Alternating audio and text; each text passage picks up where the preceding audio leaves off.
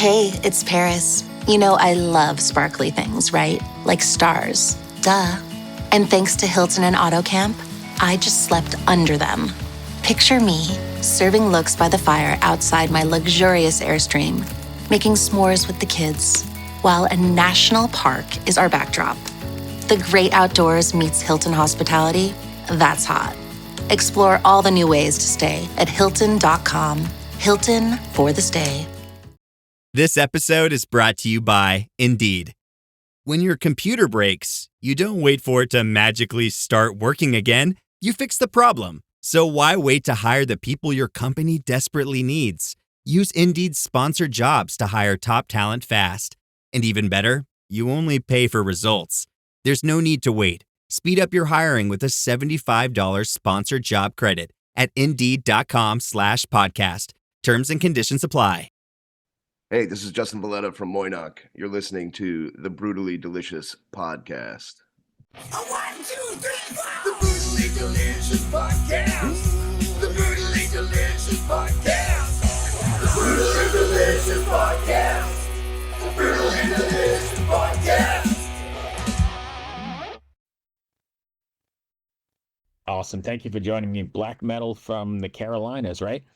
Yes, sir. Raleigh, North Carolina. Well, kind of these days, we're both Raleigh, North Carolina. Some of us are in Raleigh, North Carolina, and some are in Asheville, North Carolina, in the mountains. Oh, okay, cool. I need help pronouncing that name so I don't butcher it. Yeah, we say it phonetically. It's just Moy'noq. Okay, that's what I was going to say, but I didn't want to be stupid.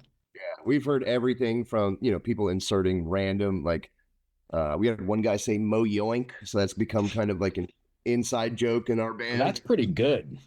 Yeah. That's really good, actually. No, I wouldn't have embarrassed myself that bad. I don't think so. Yeah. Anyway, thank you for taking the time. Let's start here. For those not familiar with you guys, because I was one of them, that's why I like doing the show, right? I come across all kinds of stuff. Can you give us the 2-sentence boardroom elevator pitch? Sure. Yeah. I mean, we're an American black metal band from Raleigh, North Carolina. We try to approach I don't know. We try to approach like our writing style very collaboratively. It's like most of the time, if not all of the time, it's 4 of us in the same room, right? Writing. So it's kind of the material kind of filters through 4 separate lenses, and whatever comes out at the end, there's at least consensus on what's being expressed. Okay. Yeah, the 30-second elevator pitch. This is always so hard from like the inside to like, right. It'd be like, black metal from North Carolina. How about black metal from North Carolina? We I don't know if there's anything like necessarily Southern about it.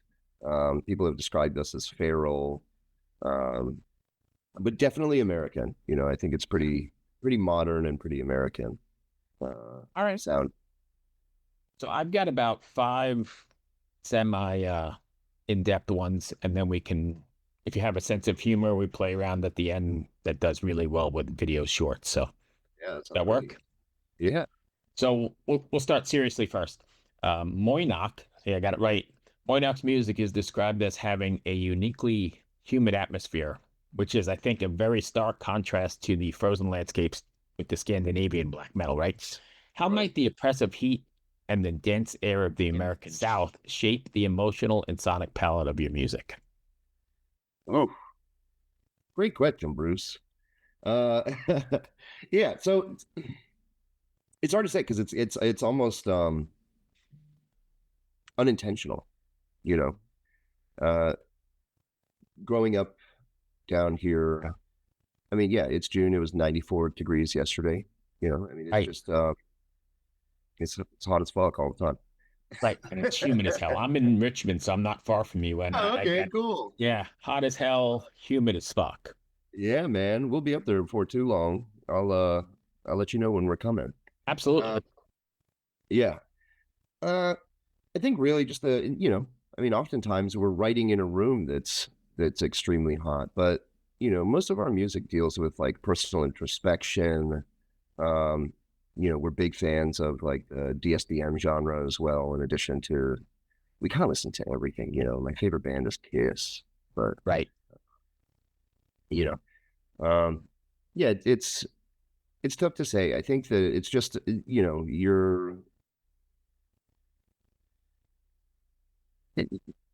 travel around the country. You're playing in also different sorts of venues, places, houses, Right. whatever. And then when you return home, you actually kind of get a perspective on where you come from through Right. traveling around, and whether it's a result of the climate outside, or it's really just the kind of things that you're into. When you grow up in the South, uh, you're exposed to, or at least like there's like a cultural element that exists within like the musical landscape that's just around you, right? There's a ton of bluegrass and folk and like just American bands that I think that the especially the Southeast kind of has like a little bit more of a musical identity than a lot of the rest of the country in terms of its history and everything else. I don't know that that's necessarily reflected a ton in our music, but it's certainly part of our like inspirational Right. ecosystem. What is so I mean, obviously black metal, when people think of it, they're thinking of corpse paint and a bath and all that other stuff, but there's a pretty good American black metal scene, right? I know Definitely. Goat Whore from and originally Soylent Green, and then Acid Bath, and you guys Yeah. Oculum Day down in, where were they, South Carolina? Yeah, I think so. You're right. Yeah. So I mean, there's a pretty significant presence of American black metal. Why do you think it's not as, I don't know. I don't want to say popular because I don't know that any of it's popular, but not as recognizable as Norwegian black metal or something? Yeah. In certain instances, I think it may be, depending on who we're actually talking about. Right. But I think first of all, those places have a much more defined kind of cultural identity, or at least like a much more homogenized cultural identity with each other. The on the American side of things, like just the names, the bands that you just named are vastly different from one another.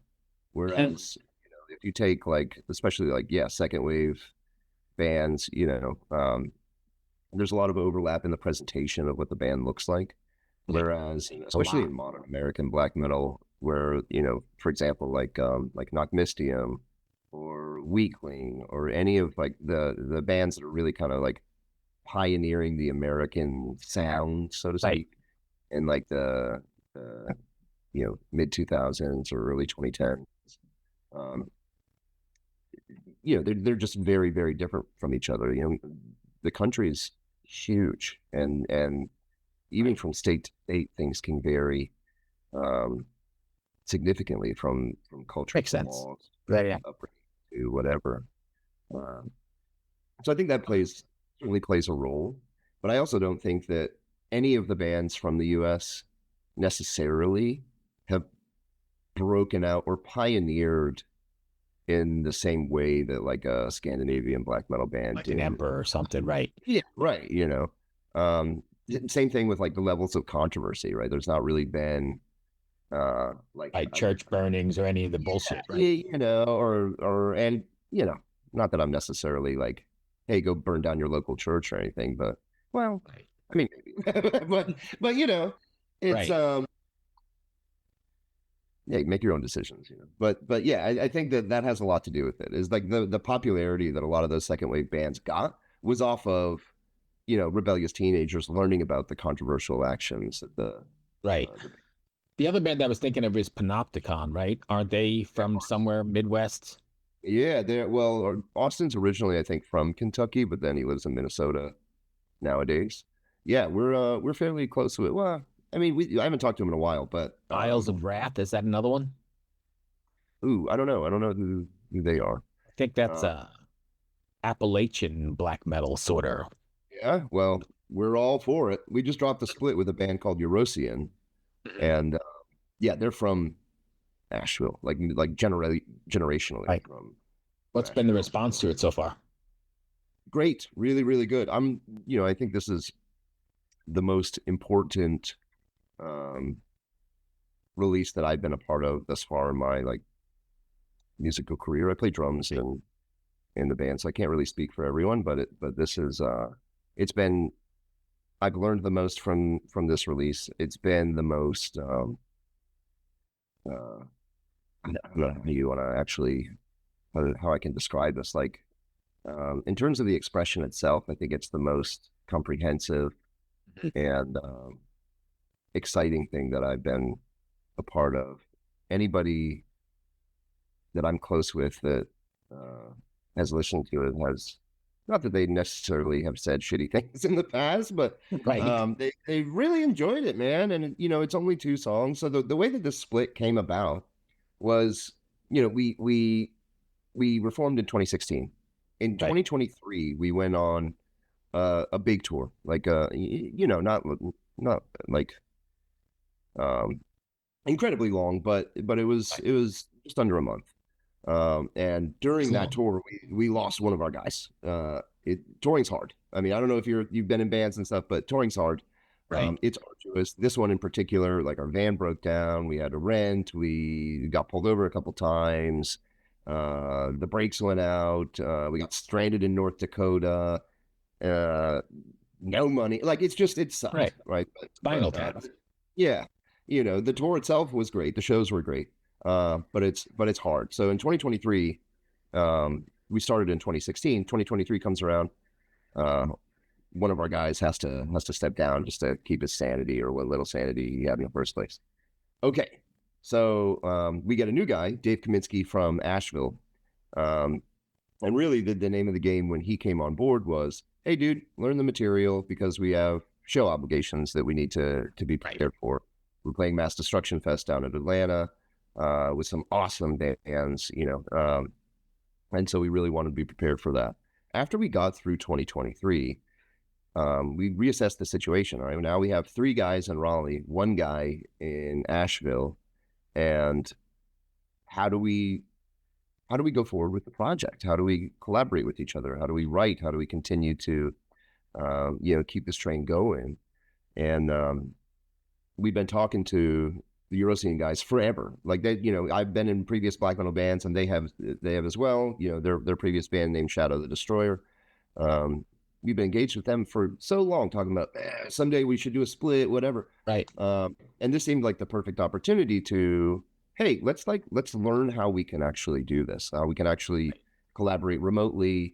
We can put something out relatively fast because it's only a couple songs, and we can really kind of get our legs underneath us with a new ego in the band, a new approach to writing, a new kind of everything. And the result is the best thing that we've ever done. So it's really awesome on that front. We learned a ton, and everything that we've been kind of experiencing through the pandemic, as well as through the tour, and like the separation of our guy Logan. Just getting kind of all that shit out into the world was really healing for us in a lot of ways too. Ready for another deep one? Yeah. The band's name, taken from the desolate rusting port in Uzbekistan, right, evokes themes of decay and abandonment. In what ways do you think Moy'noq's music and lyrics mirror that environment and the existential desolation represented by the namesake? Awesome. Yeah. So it's kind of a multifaceted answer. A lot of our stuff, really the vast majority, I'm trying to think of an example of where it's not, is taking something that's like a reflection of the outside world, internalizing it, and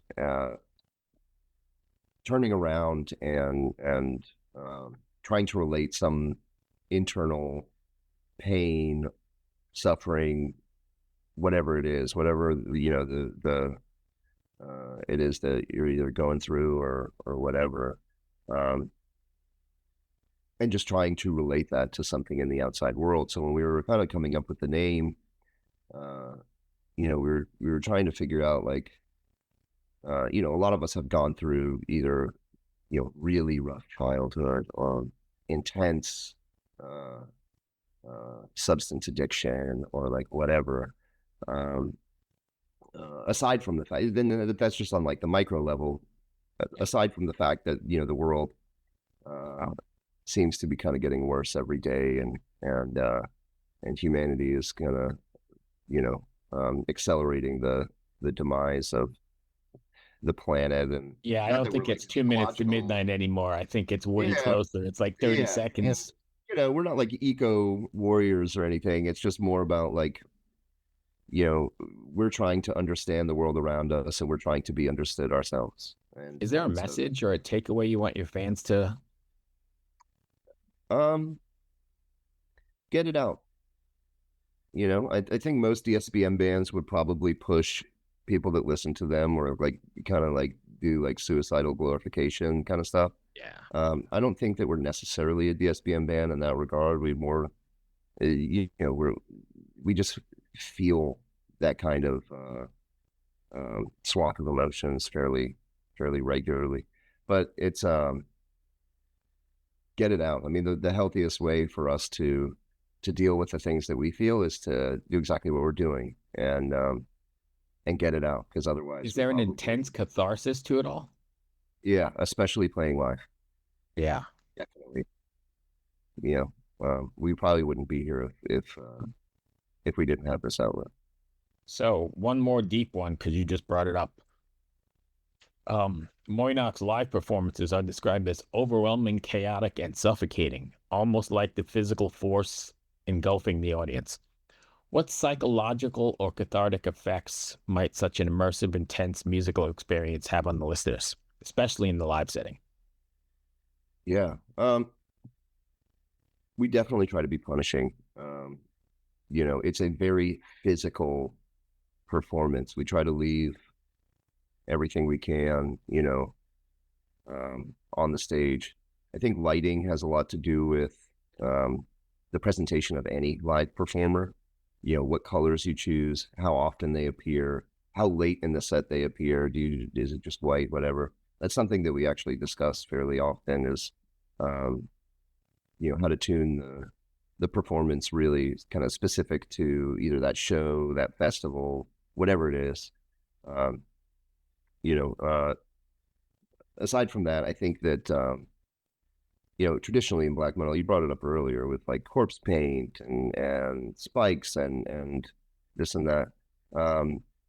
We put a lot of work into, and really a lot of energy into our, what we refer to as our sigil and our emblem, which is representative of North Carolina in a lot of ways. It's a upside down triangle. It has jawbones from a boar. It has pine trees. It has the mountains, the sun. It like represents North Carolina in a lot of ways. But aside from that, that's one of the only things that is on stage that's an actual like visual element. We don't wear band shirts. We don't want to just look like, hey, it's just a couple metalheads just walked onto the stage and Right. whatever. I get that. We want to kind of not have anything distract from what we do bring up with us. It's something that we put a lot of thought into, for sure. I saw a band just recently, well, not just recently, maybe a couple of years ago now, that I think they're from America too. Is Uada from here? Yeah, they're from I want to say Portland. Because they do something very similar. I mean, all black face masks, and the lighting is really tuned in. And Right. Yeah, we performed with them a couple times last year in Baltimore and in Raleigh. nice. Yeah, they're awesome. They're awesome. They're they're trying to kind of carve their own path. They're doing a lot of stuff with like the moon and stuff. Yeah, it's cool. They're cool. They're nice guys. Especially their drummer. Me and him kind of broke down for a while at the show. Nice. Yeah, man. All right, so But two yeah, more. you're right. You're exactly right. That's That's a good observation. They're very in tune with like their presentation. Aside from here's just a record, you know. And I'm thinking of, I can't remember the name of them. There's a European black Diera. Yeah. Another very similar sort of thing. I know they're not American, but that's taking a step back and nothing fancy, masks or whatever, and lighting. Yeah, definitely. You know, I don't think it's necessarily uncommon. It's just like that is a very big deal to us, for sure. All right, so 2 more easy ones. What's next for you guys? You hitting the road or anything coming up?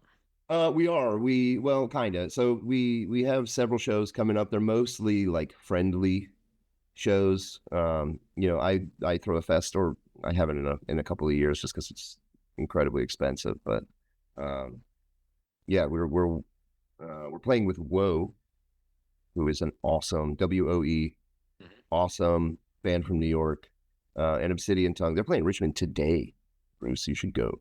Really? Cobra. Yeah. Oh yeah. Yeah, they're playing today. They're fucking awesome. Okay. So yeah, Woe from New York, Obsidian Tongue from Maine. They're playing Richmond today. We're playing with them in Raleigh tomorrow on Tuesday the 10th, and that's like in the immediate. Yeah, that's the immediate short term we have coming up. But we're also in writing mode. So I was telling you earlier in the podcast, hey man, like we just want to get this stuff out. We got a new guy. We wanted to learn how to write together. We want to do all that. We're definitely in writing mode right now. We're gonna be hopefully getting a full length out in kind of like the first few months of 2026. So a regular EP or larger something. Yeah. Nice. Yeah. Like our third album will be coming out. So we're definitely doing that. We're doing quite a bit locally. So we're playing with a band named Garbage People next month, who's from Richmond. I don't know if you know John Rice, the drummer of, well, he filled in for Behemoth. He's on tour with In Flames right now. Oh no, I don't. Plays drums in Uncle Ass and the Deadbeats. Richmond there's no bad bands from Richmond. There's so many killers that live there. But yeah, so it's like, you know, TJ and Mike from Inner Arma. It's like a Garbage People's just like a Richmond supergroup. Brett Bamberger's playing bass. He was in like Revocation and River Black and a bunch of other bands. So we're playing with them in July, and then we're playing with this Raleigh kind of like folk black metal whatever band named Aether Realm in July. Oh yeah. So we're They've been on the show a few times. Oh, nice. Yeah, so we're doing a bunch of shows with our buddies, and they're all local. But what it does is when we're prepping for the show, it keeps our Asheville guy coming to Raleigh. So he's coming. We're writing. You know, hey, we'll play through the set. Everybody knows the set. We rehearse at home or practice at home, and then we rehearse together. If there's anything we need to work out, we work it out. But other than that, we've just been intensely writing. We're playing with Ghost Bath in November, but that's another like just Raleigh show. We're not doing too much travel in 25. We really just want to get this full length out and start like the next chapter of the project. I get that. And if fans want to find you guys, can you give us all your socials and that sort of thing? Yeah, I mean, we're everywhere. You know, just Bandcamp, Ampwall, Instagram. Yeah. Moyn as in Nancy, OQ. Thank you so much. I really dig the what I've heard so far. Oh, cool. I'm going to go back and dig into previous stuff because I just learned about you while prepping for this thing. So awesome. Yeah, it's different. I mean, it's and I think the adjectives that you're kind of throwing around with like humidity and you know, like feral or ferocious, kind of suffocating, oppressive kind of stuff. I think you'll discover some of that for sure. Awesome. In those releases. Right on, my friend. Have a good day. Hey, thank you for taking the time. Be well. Cheers. Hey everyone, this is Bjorn from Soulwork, and this is Brutally Delicious. The Brutally Delicious Podcast. The Brutally Delicious Podcast. The Brutally Delicious Podcast. The Brutally Delicious Podcast. Hey there, heavy metal maniacs and kitchen crusaders. I'm Bruce Moore, the host of the Brutally Delicious podcast, where we whisk up a blend of metal and food to quench even the most discriminate tastes. Have you ever wondered what your favorite metal musician chows down on before they hit the stage to melt your face off? Well, look no further. Here at the Brutally Delicious podcast, we have cooking segments so brutal they'll make your oven want to headbang. From beefy, bodacious burgers, to spicy, succulent salmon, to kickin' caliente cauliflower, and more. We mix metal and culinary creations, resulting in a feast for the senses. But wait, there's more.